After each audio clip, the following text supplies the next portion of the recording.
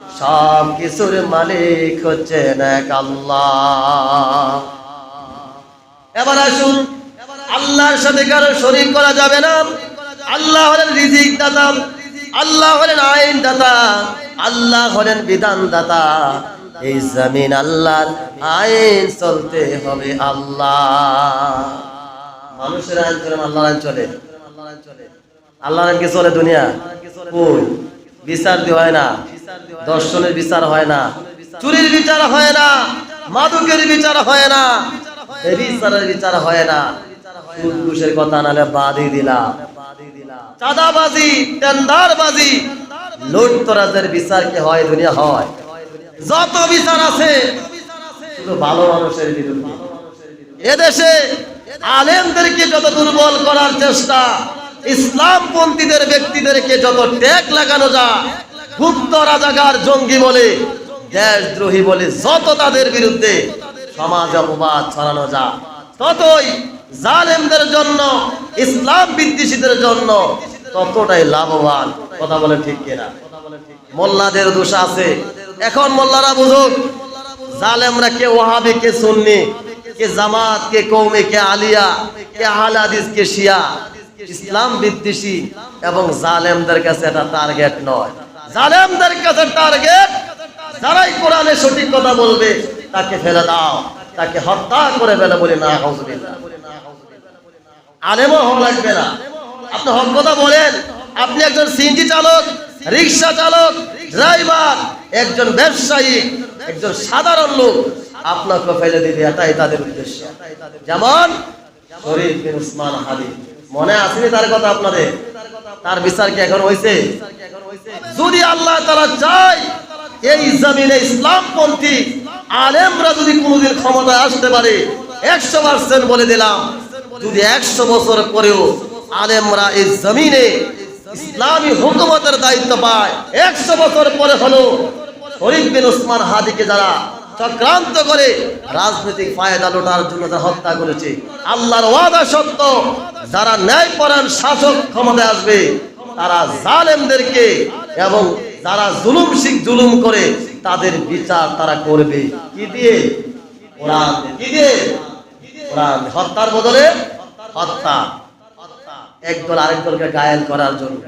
কত বড় আজিব! তাদেরকে ভোট দিয়ে সংসদে পাঠায় আমরা, দেশের কল্যাণে কাজ করে, রাস্তাঘাট, কালভার্ট, প্রতিষ্ঠান, শিক্ষা, বিভিন্ন কিছু প্রবাসীদের দুঃখে কাজ করেন। তারা সংসদে শুধু খালি একদল আরেক দলকে ঘায়েল করার জন্য তারা মাতোয়ারা হয়ে থাকে। এর জন্য আপনি আমি দায়ী।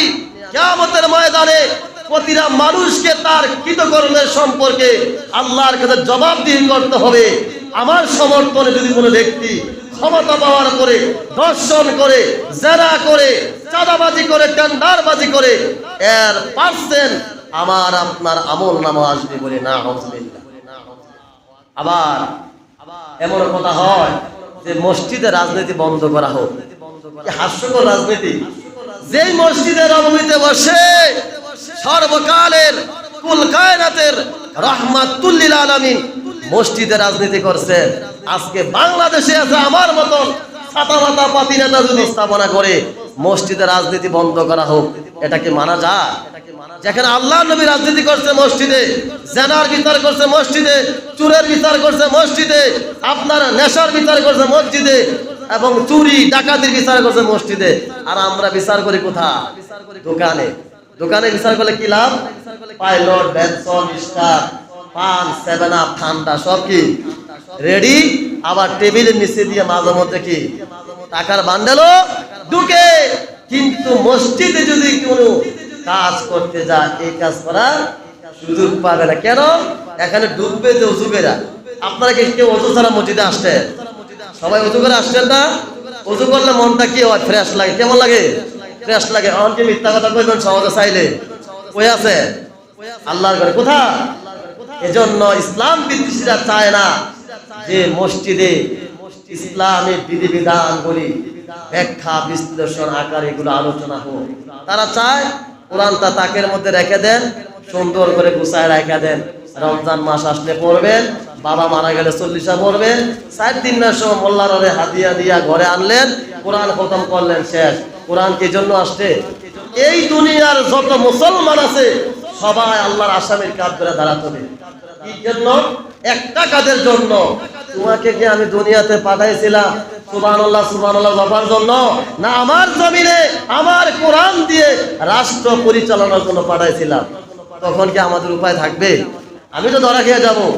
তখন আল্লাহ বলবে তুমি না চাইতে পারো নাই, কিন্তু যারা চেয়েছিল ক্ষমতায় যাবে, ইসলামী হুকুমত কায়েম করবে, তাদেরকে তো সমর্থন করো নাই। তখন কি ধরা কম খাবো না বেশি খাবো? বেশি খাবো। কারণ 1000 2000 3000 টাকা খাইছেন।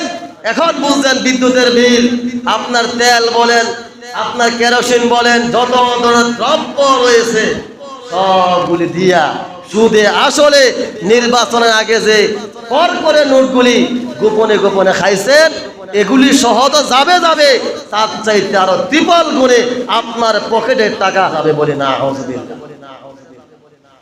এই কথাগুলো আসে না। কেন আসছে?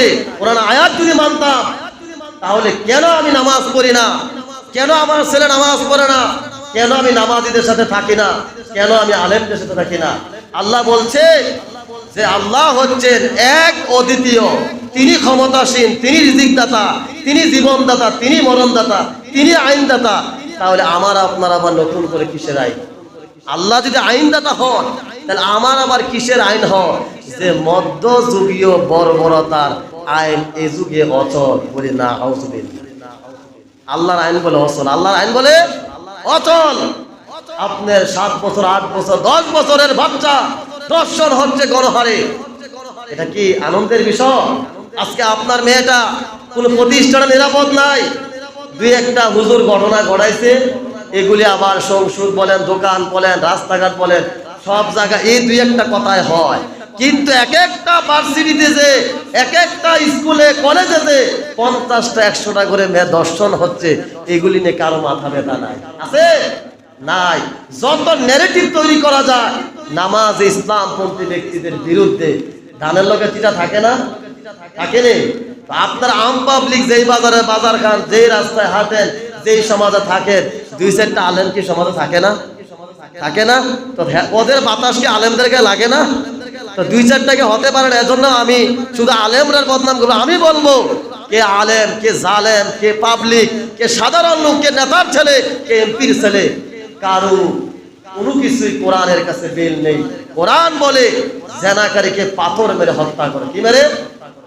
বিবাহিত হলে যদি বিবাহিত নারী এবং পুরুষ জেনা করে ধরা খায়, তাদেরকে পাথর মেরে হত্যা করে ফেলো। আর যদি অবিবাহিত, তাদেরকে দৌড়া দাও। এই বিচার কি বাংলাদেশে আছে? যদি একটা বিচার হয়ে যেত, একটা মেয়েকে দর্শন হবে, 1 লক্ষ 1.5 লক্ষ টাকা দিয়ে ধামাচাপা দিবে, আর রাজনীতি নেতারা বলবে টেনশন করো না, সমস্যা নেই, যা কিছু আমাদের এমপি মহোদয় করবে। এটা কি বিচার হলো? তাহলে আজকে টাকার বিনিময়ে আপনি ধামাচাপা দিলেন, আরেকদিন আপনার মেয়েটা করবে, আরেকদিন আপনার বোনটা করবে। এভাবে যদি চলতে থাকে তাহলে কি আগামীতে ছেলে মেয়ে প্রতিষ্ঠানে বাজারে পাঠার কোনো চিন্তা ভাবনা থাকবে কারো? এজন্য আসুন, যেখানে কোরআন সেখানে আমরা, যেখানে আলেম সেখানে আমরা, যেখানে ন্যায় কথা সেখানে আমরা, যেখানে সত্যবাদিতা লোকের প্রভাব সেখানে আমরা ইনশাআল্লাহ থাকবো। আসুন আগামী থেকে আমরা আমাদের পরিবারগুলোকে পরিশুদ্ধ করি, নামাজি পরিবার হিসেবে আমরা চেষ্টা করব পরিবারটাকে গোছানোর জন্য।